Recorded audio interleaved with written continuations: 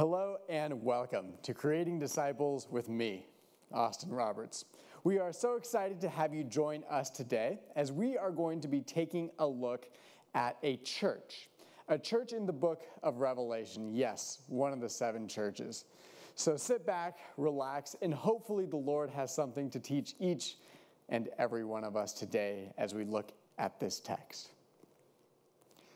I don't know about you, but I have certainly come to certain points of my life where it is easy to feel apathetic, perhaps. Maybe you know what that's like. You've been somewhere at some time and you just don't really care. Sometimes things just happen and you just kind of feel like things just don't matter. Well, I don't know about you, but I am a sports fan. And here in the United States, there are many, many sports always on TV to watch: football, basketball, baseball, soccer, hockey, volleyball. There's so many different sports we can watch and that people enjoy. But I would bet that there is one sport that there are very few of you that have heard of it. It's called highlight. And I don't know if you've ever heard of it, but if you haven't, or if you haven't seen it, it's a little difficult to describe. But you can look it up on YouTube and see how it's played. But let me see if I can explain it to you right now.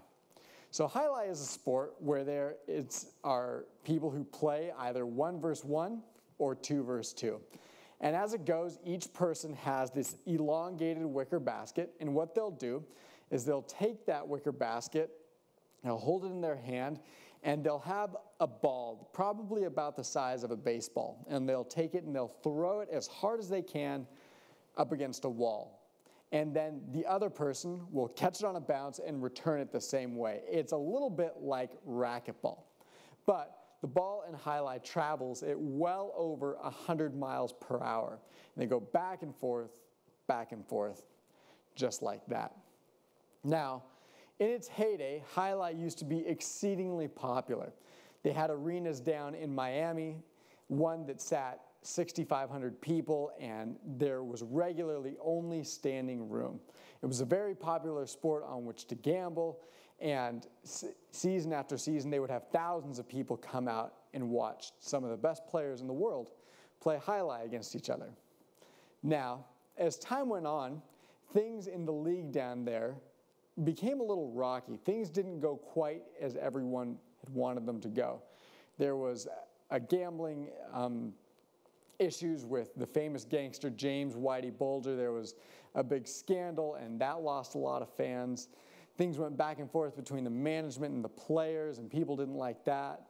And in fact, the last straw was that the players didn't think they were getting paid enough. And so they went on a strike, and the strike lasted 3 whole years. And after that, the sport just never recovered. Today, you can go down, and they're lucky if they get a few hundred fans a year to come watch these players play, even though there are the best players in the world currently today that still play. But just due to so many different issues and things going on, people just don't care about it anymore. They're apathetic. They found different things to do. They don't spend their money to go watch the games. No one gambles on it anymore. People just don't care. So I don't know if you've ever been there before. I don't know if you've ever been at a place where you just don't really care. But maybe you have been. I was doing a bit of research, doing a little bit of looking around online and to see what apathy looks like today for us. Now, I don't know what you think in particular, but I can say this. In the United States, it's a very difficult, I suppose you could say, political climate. People are on both extremes. They fight a lot. People have strong opinions. People don't agree. People don't get along. People seem to care, and they care for good reason. They care for their morals. They want to do the right thing, and there are people on both sides of the spectrum that at least appear to care. Now, when I say that, the numbers that show up at the polls don't always reflect that statement. And here, I'll show you what that means. Once again, I was doing a bit of research, and I looked up the voter turnout for the last few elections. And so we're going to start in 1992. In 1992, 55.2% of people of voting age in the United States, 18 or older, showed up to vote. In 1996, it was down to 49%. In 2000, it was up to 50.3%. And in 2004, it was 55.7%. In 2008, 57.1% of people showed up to the polls. And in 2012, 54.9% of people showed up. Then, at our latest election in 2016, it was 58.1% of people showed up to the polls. And if you think about that, that doesn't really reflect a nation that cares deeply. Because if it did, you would think that we would have a much higher voter turnout.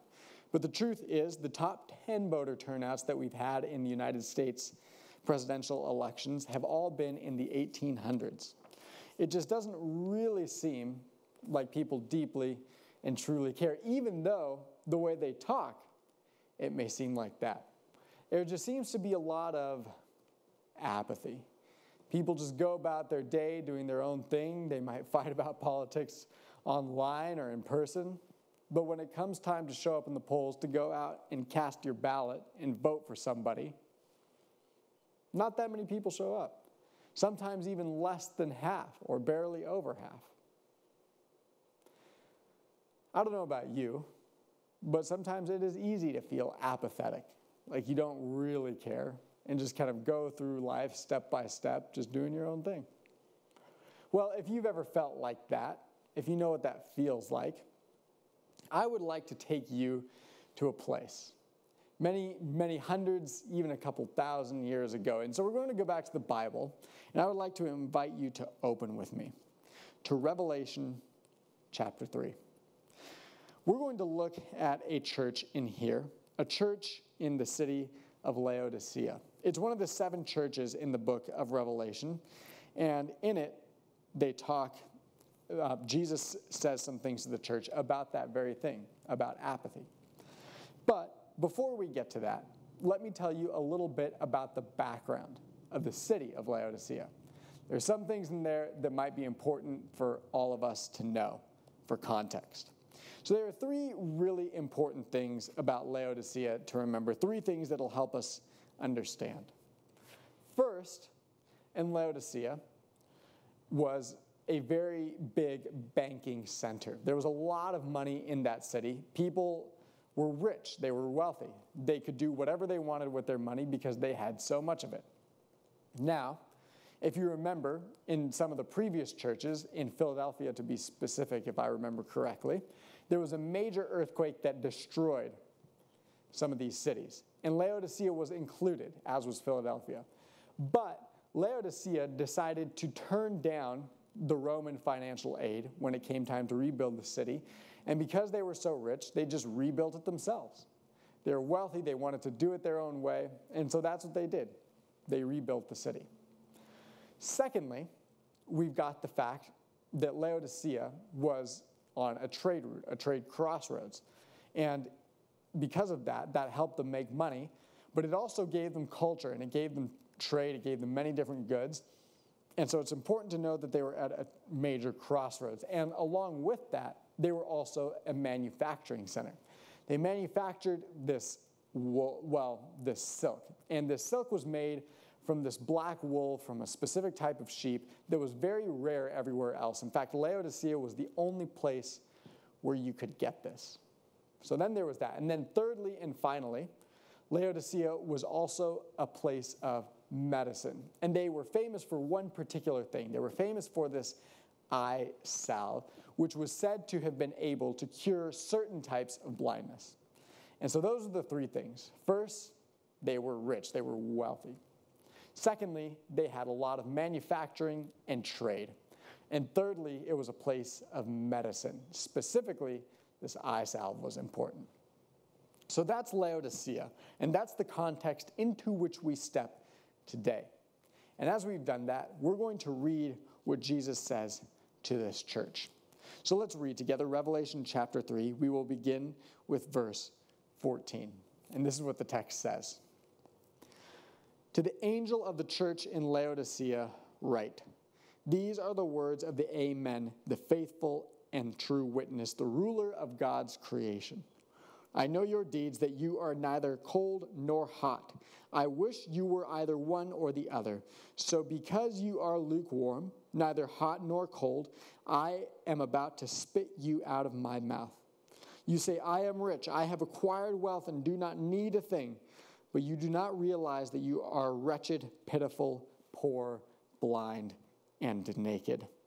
I counsel you to buy from me gold refined in the fire so you can become rich, and wear white clothes, and white clothes to wear so you can cover up your shameful nakedness, and salve to put on your eyes so you can see. It's immediately apparent as we read that text that it is a tough text. It is harsh. In fact, of all these 7 churches, this is one of only 2 churches where Jesus has nothing positive to say about this church. Nothing at all. He says only negative things. He comes down hard and says, listen, I know who you really are, and you have not been faithful.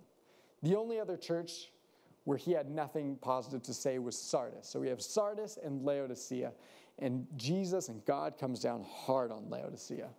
And he says, you're lukewarm. But Jesus is a smart person. God is a smart being and knows that to reach these people, he's going to have to reach them on their terms. And right there in that part of the text, we see that. He says they are lukewarm.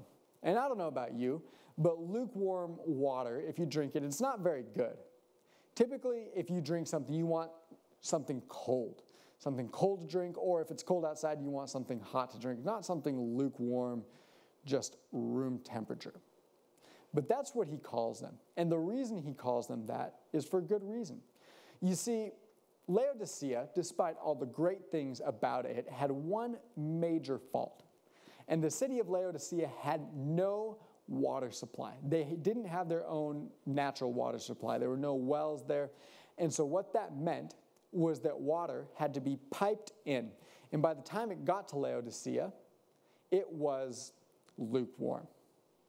So there were 2 other cities.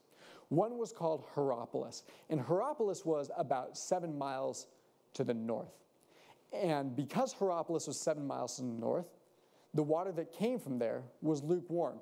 You see, in the city of Hierapolis, they were famous for one particular thing, and that was that they had hot springs. And so when you got water in Hierapolis, it would come out hot. And that was good. That was good for many things. But by the time it got all the way down to Laodicea, it wasn't. It was just lukewarm. And then on the other hand, about 7 miles away in another direction, we have Colossae. And Colossae was famous for its cold water. And cold water is also good for a great number of things. But once again, by the time it was piped from Colossae all the way to Laodicea, it was room temperature, lukewarm. And so Jesus comes to this church and says, listen, I know who you are. You are lukewarm. And I do not like that. I am about to spit you out of my mouth. And the people of Laodicea would have understood what he meant by saying that, because they knew what lukewarm water was like. It was not a nice thing, and they lived with that day in, day out, week in, week out, month in, month out. That was their reality. Now, so Jesus says that to this church. He says, you are lukewarm. You have not been faithful. That is your major flaw. You're neither hot nor cold. I would rather you be all the way in and following me, or all the way out and evil. To be one or the other is better than to just sit in the middle, to be on the fence. But Jesus doesn't stop there. You see, he understands that these people need help. And he doesn't just leave them out hanging to dry. He gives them some instructions, some things they can do. 3 things, in fact. So we're going to look at these 3 things that are in this text and see the solution to being lukewarm. So the first thing he says there is in verse 18. In fact, all 3 things are in verse 18. But we'll start with the first one. He says, I counsel you to buy from me gold refined in the fire so you can become rich. So what does gold refine in the fire? Well, first, remember what Laodicea is, and that is that they are a rich city full of wealth and gold and riches. And he looks at them and he says, listen, there is only so much money can buy, and it cannot buy you everything. In fact, as preacher and author Fred Craddock says, money can buy you a house, but never a home. It can buy you companionship, but never love. It can buy many things, but there are also many things it cannot buy. And that's a reality Jesus understands here. And he looks at this church and he says, listen, you have gold more than you could ever need, but that cannot buy you faithfulness. Buy gold refined in the fire. Be faithful. Be people of faith to your Lord and Savior. U.S. Senator Mark Hatfield tells a story of many years ago when he was visiting Mother Teresa in India. And they went to many places, and they went to one famous place in particular, a house of suffering. And they had this conversation. And Hatfield asked her about success and the great things she'd done. And Mother Teresa responded to him by saying that she wasn't looking to be successful. She was just looking to be faithful. And you see, that's the reality into which we step in this church, and that's what Jesus is telling these people to be. He's saying you don't need to be oh so successful, because at the end of the day, that doesn't really matter. He's saying, buy what I am selling. Buy gold refined in the fire. Be faithful. So that's what that means. That's the first thing he says. To buy gold refined in the fire means to be faithful. So that's the first thing. Be faithful. But then there is a second thing. There's a second thing here that's listed. And if we go back to verse 18, we can read it there. He says, and buy white clothes to wear so you can cover your shameful nakedness. So once again, the question is, what does it mean to buy white clothes? Well, if you remember, like I said earlier, Laodicea was also famous for being a place of trade and manufacturing. And they had these particular sheep there that produced black wool, and this black wool produced a very high quality silk. It was expensive. This was the place it came from. You couldn't get it anywhere else, but for a much higher price. And so the people here in Laodicea were proud of that. And they owned clothes made of that wool, of that silk. But Jesus says, listen, I need you to buy white clothes. And these people are into fashion, and they're proud of that, and they're arrogant. But when he says buy these white clothes, what does Jesus mean? Well, I would argue that he means to be humble. He's saying, clothe yourself in who I am. There's no need to be arrogant and self-absorbed and proud. Be humble. Be a people of humility. Now, there's a story told by the biblical scholar Warren Wiersbe of George Whitefield. Now, George Whitefield, along with the Wesley brothers, John Wesley and Charles Wesley, are credited together with being the founders of the Methodist Church. But one thing that is not as well known about these three men who are the founders of the Methodist Church was that they did have a fair bit of disagreement. But they understood that the cause of Christ was important. And because of that, they tried to keep these disagreements as under wraps as they could. They didn't want it to be public knowledge because they were afraid that if it were, that people would turn away from Christ. Well, throughout their ministries, the Wesleys and Whitefield preached to thousands of times to probably millions of people, and many of those people turned toward Christ. Well, as these things go, word of those disagreements does get out from time to time, and Whitefield was approached by somebody once. And this person asked if he believed that they would see John Wesley in heaven. And Whitefield responded by saying, I fear not, because by the time we get there, he will be so close to the throne of grace, and we at such a distance, that we shall hardly catch a glimpse of him.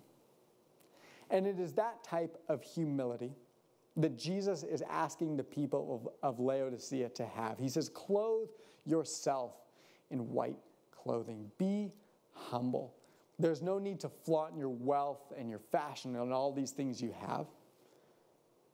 Just be people of humility. Like Whitfield, even with those with whom you disagree, it is possible to say, listen, they are just people. They are just human beings also here to worship and follow Christ. Be humble. Be people of humility. So far, we have two things. First, he says, buy gold from the refiner's fire. Be faithful. Second, he says, clothe yourself in what the clothes I am selling you. And these white clothes, be humble. And these are very important things.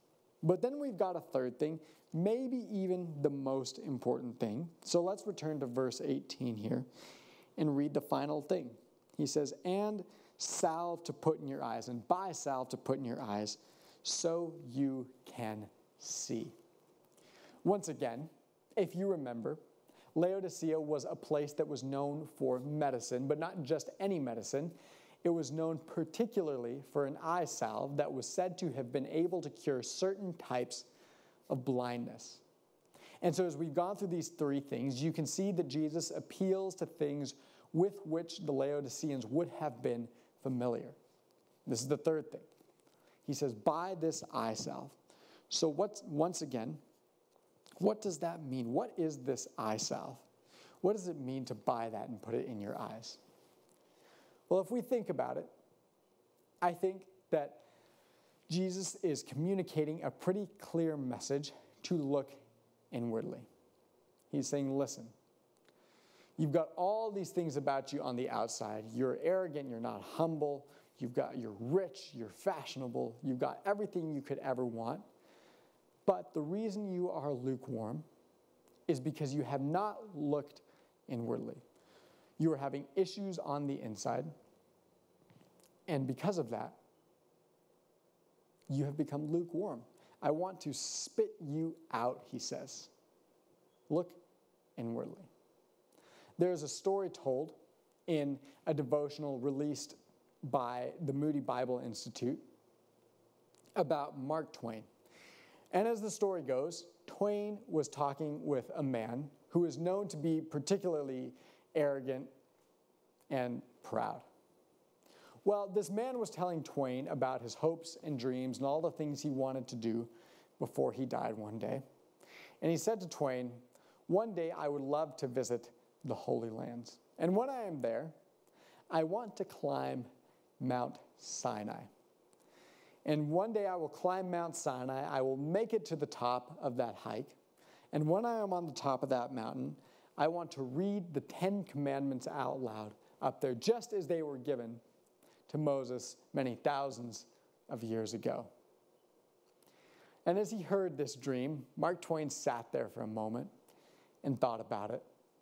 And finally, after a little while, he looked back at the man and responded, and he said, well, instead of going to Mount Sinai and reading the 10 Commandments from the top of the mountain, why don't you just stay in Boston and keep the 10 Commandments? And the truth is, we are guilty of that often. We have these great hopes and dreams of faithfulness, but often we are not faithful on the inside, in our homes, in our own lives. And that is what Jesus says here. He says, take a look on the inside. Examine yourself inwardly. Look at the person you really are. Are you happy with that? Are you hot, or are you cold, or are you just lukewarm? So there are three things in verse 18. Once again, he says, I counsel you to buy from me gold refined in the fire. Be faithful. He says, so you can become rich. And then white clothes to wear so you can cover your shameful nakedness. Be humble. You see, to have been naked back then, especially in the presence of God, would have been a very, very shameful thing. But that's not something these people would have been worried about. They were rich. They could afford clothing. They could afford expensive clothing. But Jesus says, I know who you are on the inside. I know you are naked before me. So buy the clothes I am selling. Be humble. And then finally, and also buy salve to put in your eyes so you can see. Look inwardly.